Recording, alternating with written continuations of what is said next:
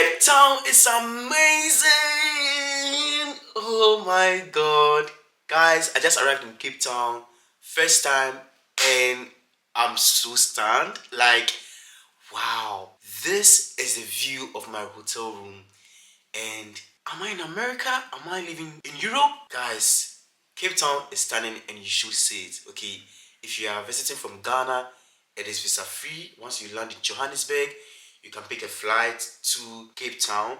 Once you land, you disembark from the plane. You go pick your bags. You don't have to go through immigration. Just pick your bags, order a cab or an Uber, and then drive straight to where you'll be staying, whatever you want to do. Guys, there are so many activities lined up and I can't wait to show you. Cape Town is exciting. Like, South Africa is so big. I kept asking myself, South Africa is just so big and there are just so many things to do and you can't do that in just one trip. So it's a place you have to visit severally. You have to visit again and again and again because there are so many provinces, there are so many places, so many cities to visit. I'm going to be giving you a handful of those experiences. Shout out to South Africa Tourism Board for this opportunity. Guys, stay tuned and I can't wait to show you. Watch this next video.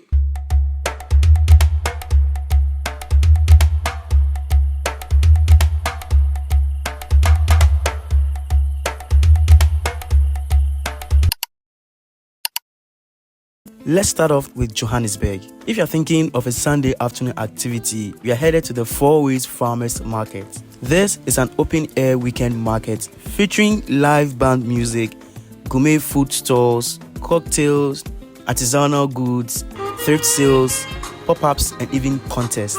Entry costs 20 Rand and it happens every second and last Sunday of the month. While here, there's a lot to keep you busy. You see people from all walks of life, local and foreigners visiting. My favorite part was the thrift clothing pop-ups. I bought some shades and a green cauldron jacket which actually came in handy during my trip. Debit cards and cash is allowed. There's a lot of food to sample from, candy and drink stalls scattered all around. If you're in a group, you can book a table and a cabana and order drinks and have a good time. Here's what I got to say about this event. I'm just telling my friends that this is like a whole complete date idea. Yes, oh my like, God. Come over with your girlfriend, with your partner, try out several spots, like sample food and drinks, just hang out and chill, you know? The atmosphere was chill, friendly, and exciting. Sounds like the perfect Sunday afternoon Joburg activity, right? If you are visiting anytime soon, make sure to plan your trip so you can visit just when it's happening. One of the highlights of my trip has got to be Lebo Soweto's food and cooking experience.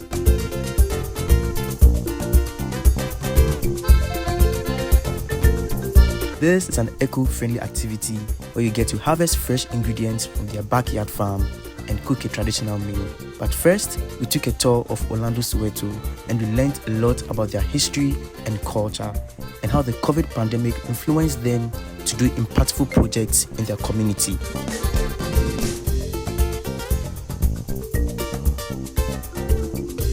We visited their aquaponics and hydroponics section to see how this small community is feeding the nation. After the tour, we got to prepare traditional meal in these potages. That's me on the vegetables preparing onions and potatoes. We made chakalaka, sap, and vegetable salad. The interesting part of this tour is when we go to sit together to eat and share stories.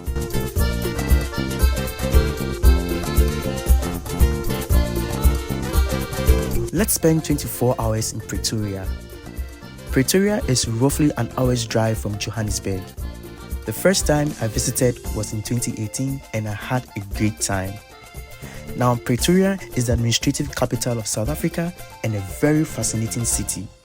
First up, we visited the Freedom Heritage Site and Museum. Africa, which they took about 3 years to build it, from 1910 to 1930. Freedom Park is a cultural institution housing a museum and a memorial dedicated to chronicling and honoring the many who contributed to South Africa's liberation. The museum aims to preserve and narrate the story of the African continent, and specifically South Africa, from the dawn of humanity through pre-colonial, colonial and apartheid history and heritage, to the post-apartheid nation of today. It is a long walk spanning some 3.6 billion years.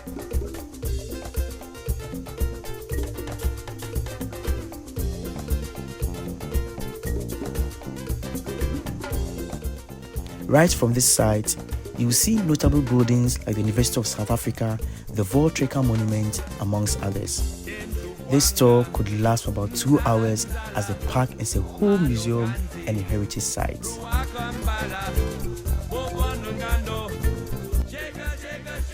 The next spot is Rosemary Hill Farm. Rosemary Hill Farm is a family-run farm offering a variety of experiences: Segway riding and tour, horse riding, and couple experiences. We arrived late and couldn't do much of the activities, so I did a 30-minute Segway ride around the farm.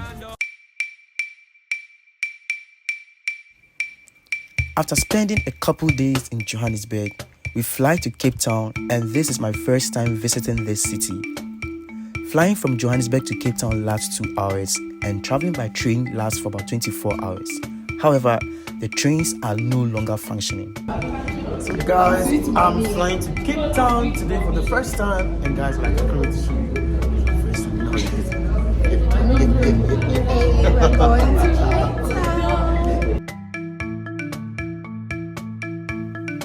Once you arrive, you head to the carousel for your luggage and then depart the airport. The city has stunning views, and I got to see that for myself. Literally the America of Africa. High-rise buildings, good roads, and well-planned settlements. I'm set for the adventure.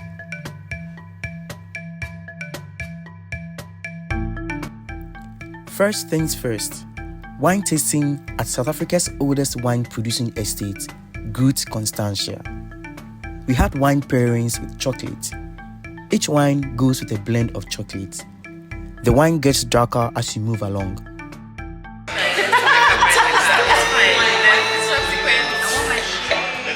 So we have Pinotage, we have here Shiraz, what about that name is? I don't know. Which one is this? Governor's Reserve. Governor's Reserve. After the tasting, you'll be given a souvenir, which is a branded wine glass from the wine estate.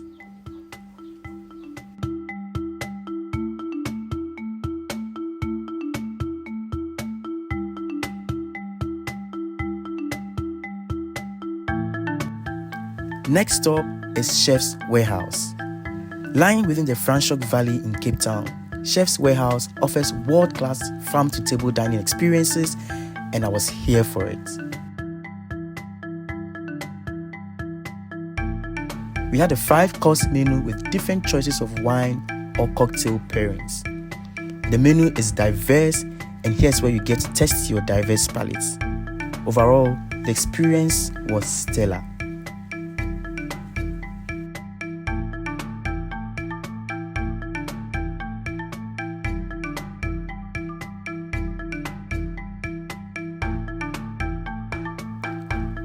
Next up is Khayelitsha, the largest Black African settlement in Cape Town, South Africa. The South African government established Khayelitsha in 1983 as a place for Black workers to live. The name Khayelitsha means new home in Xhosa. We visited Culture Cycles, a community improving bicycle mobility across Africa. After then COVID happened, so a lot of vandalization happened in our railway lines, so which now we are working on that. And welcome to Khayelitsha again. At the Culture Cycles Hub, visitors can leave their mark by painting empowering messages for women across the globe. Just in front of the hub, an organic garden flourishes, providing fresh produce to support the local community.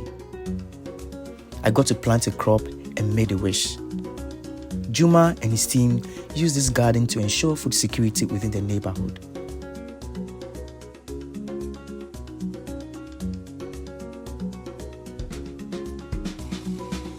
Next up is Isibane, South Africa. We visited Isibane, South Africa, a choir led by Andisiwe and supported by young men and women from Khayelitsha community. Welcome. Thank you.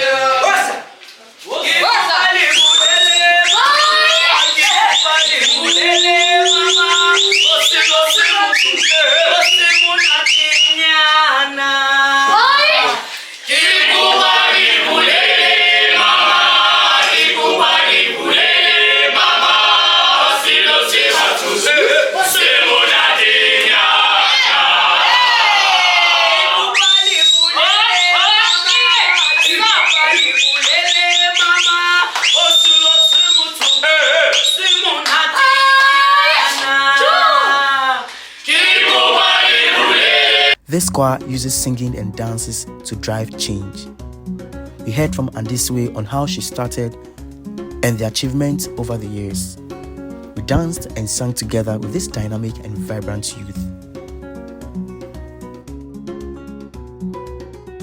Next up is rocking the Daisies, South Africa's biggest music and lifestyle destination, attracting thousands of music lovers from across the globe with a diverse, multi-genre musical experience and lifestyle offerings across food, fashion, art, technology, and wellness. It's a multiple camping day experience where people bring their things to camp in the Daisies. We had the opportunity to experience Ayrra Starr's first performance in South Africa. I got to see Nasty C, Shekina, alongside other musical acts.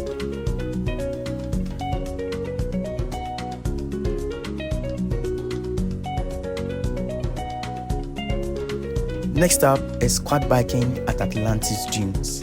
This is a bucket list activity and you cannot visit Cape Town without quadbiking this fine sands. There are other activities like sandboarding and jeep drives on the deserts. Would you try this out?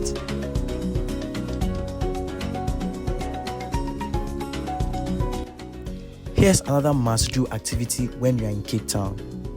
Take the cable car high up into the skies and get a 360 view of Cape Town.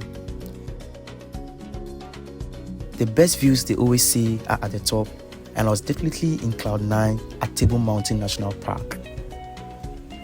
Paragliding off Signal Hill comes in last. However, this could be tricky as it's dependent on the weather. Coffee, welcome to paragliding in Cape Town, South Africa. We're here on Signal Hill. He's getting the training.